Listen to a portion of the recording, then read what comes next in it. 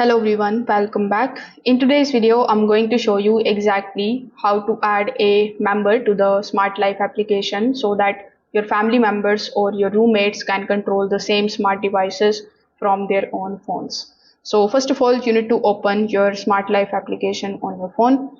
Now, when you are inside, simply tap on this Me tab in the bottom right hand corner of the screen. Now over here, the first option would be of home management. So you just have to tap on the option of home management. Now inside home management, you will see your current smart home setup and the connected members. So you just have to simply tap on the home settings, and now you just have to look for the option that would say add members or home members depending on your app's version.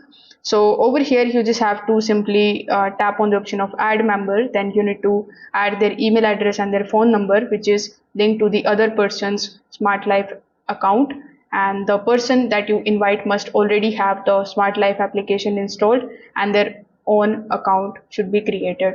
So you just have to simply select what the member can access, whether you want to allow them the full control or you want to basically allow them the specific controls. So once you have done that, you are going to basically send them an acceptance link. So when the person open the Smart Life application on their device and accept your invitation, they will be able to basically join the shared home. So once expected, both you and your friend or your family member can control the same device from the separate phones.